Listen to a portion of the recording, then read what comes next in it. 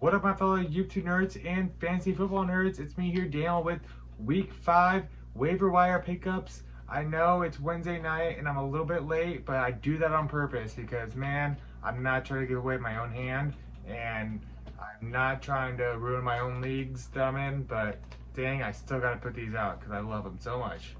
Um, but this week was pretty much scraping the bottom of the barrel anyways, so I didn't really mind doing it. I just didn't have enough time. So with that being said, these are my top 10 waiver wire pickups of the week.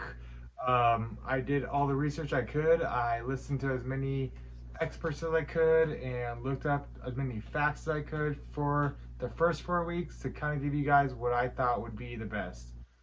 So with that being said, here's my 1 through 10 and not any particular order. Um, it's just who I think you guys would benefit from with a weaker roster and like a 12 to 14 team league. Number 1, Golden Tate. He's coming back from suspension this week. He has a pretty good quarterback underneath him now with the rookie Daniel Jones, and he's always done good with a pretty good gunslinger with them. So Golden Tate, he's good to kind of stash and see how it's going to go, even though they have some other pass catchers in their whole roster. I think he's just going to have his due, and it's just going to be a question mark, but it's better to take the chance than to pass by if you need a good wide receiver. After that would be Geronimo Allison. With the limited pass catchers that Aaron Rodgers is going to have now after his main wide receiver went out, I'm thinking it's going to be him and the next person I have on my list.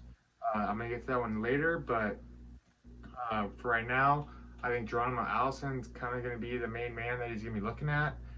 I get he hasn't had a lot of looks this year, but like I said, he's had many options, and he's also been getting used to the whole system.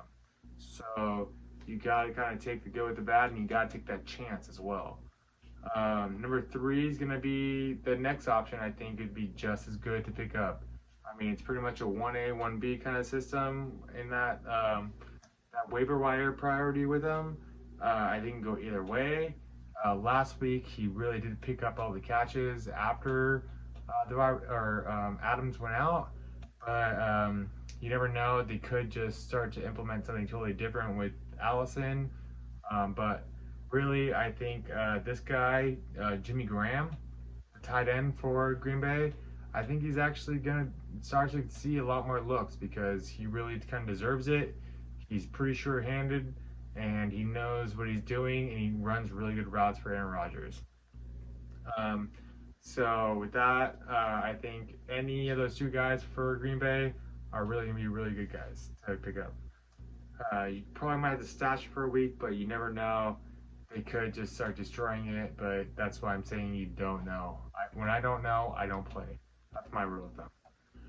After that, my number 4, Chris Herndon, tight end for New York Jets.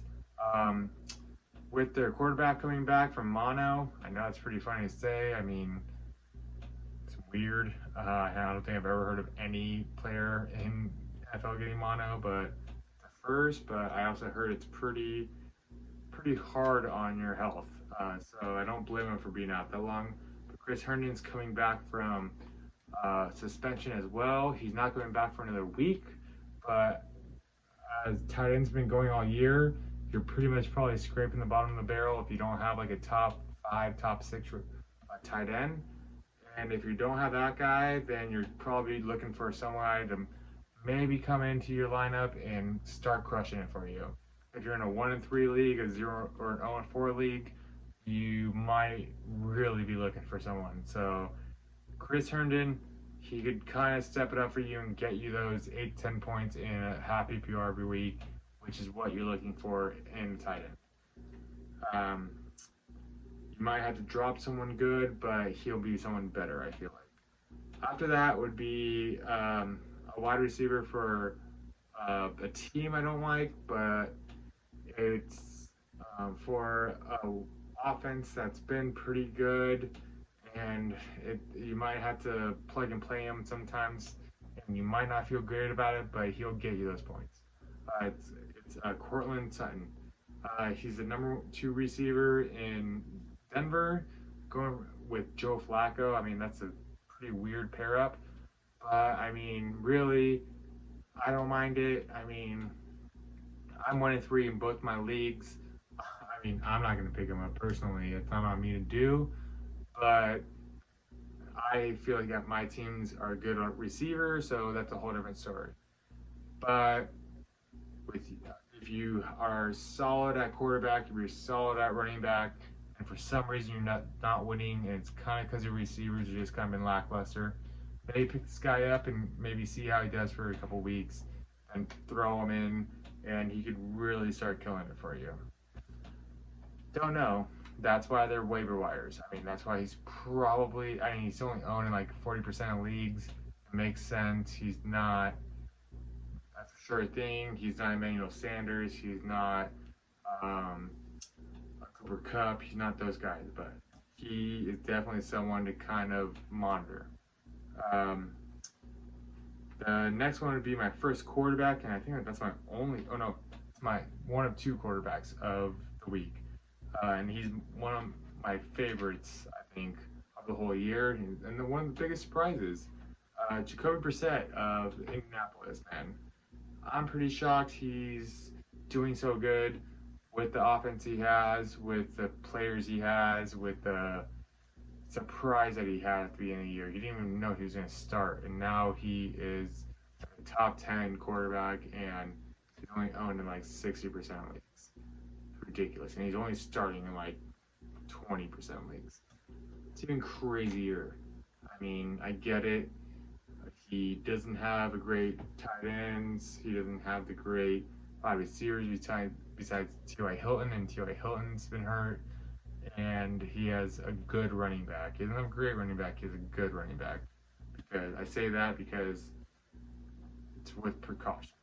So I'm not saying going to last, but I think if you held on to him and you see how it goes, if in a couple weeks he could really start just keeping your team afloat and keeping you getting those wins.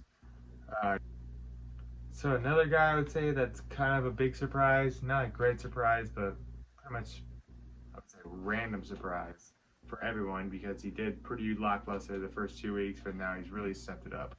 I mean, it might have been only the first week, but still, no one expected this. It is Jameis Winston of Tampa Bay, and man, weird. I mean, he's not a good quarterback in real life, but fantasy, he's going to get it for you. I mean, he's been doing it. He's been getting the touchdowns. He's been lacking in interceptions. I'm not really confident in that he's going to do it all year long.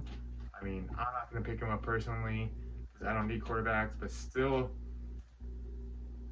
need a quarterback to plug and play if you're doing the kind of switch out that you're doing every couple of weeks. Then yeah, maybe sometimes you're gonna have to play him if you see him on your waiver wire pickups or free agency or anything. So take that with a grain of salt. I'm not trying to say to pick him up because man, that is a bag of crap right there. You're not going to get the greatest thing out of them. So with that being said, take what you can out of them and kind of play them when you can. After that, literally, I am scraping the bottom of the barrel right now of the week, so I really had to just choose what I could. I went 2 defenses, and man, did that one hurt for waiver wire pickup talk. It's Carolina's defense. They've just been really doing really well. They've been going after the quarterback. They've been getting the turnovers. And man, they're pretty darn good for all I can say. They really stepped it up last week, and they won it for their team. The offense didn't win it for them, that's for dang sure. But they definitely did their best, and they've been stepping it up. It's been mostly the linebacker core and the defensive line, but it's kind of been a whole team job right there on the defense. And man, that's weird to say. But last but not least is Bills defense. They stepped it up against the Patriots. They've stepped it up all year. I can't really imagine them doing any worse. The only time I can see them doing worse is at Patriots kind of thing. Um, they're pretty solid as run stoppers. They do their best with the pass, and really they're a top 10 defense, which is not much what I can say about any other team right now because they're pretty consistent. Um, it's just weird. I mean, I wouldn't have guessed it. I'm sure you didn't guess it. I'm sure I haven't even heard the experts guess this happening. But hey, stuff happens. That's why you play the games and you do the research after the fact. I mean, you just gotta play what you got and you gotta do your best when you got it. So, that being said, that's my top 10 of the week. Waiver wire pickups and free agents. I'm sure some of them have already been picked up. I'm sure some of them have gotten through on waivers. And I'm sure some of them are still free agents for you. So do your best, do your research, pick the team that you can do best with for this week. Don't play guys that you think you're stuck with. They don't matter. They're not dedicated to you. Don't be dedicated to them. So do what you can, win your league, win your week, and get through to a winning record. That's what I'm going to do. That's what you should do. I appreciate you guys listening to me. Leave a comment down below for your starts and sits of the week. I'm glad to answer them on later on in the week, and I will comment back on you if I can. I appreciate everything. Leave a like, comment, subscribe. I'll get back to you guys whenever possible. I appreciate you guys always listening. Appreciate you guys watching. I've been Daniel. You've been awesome. Peace.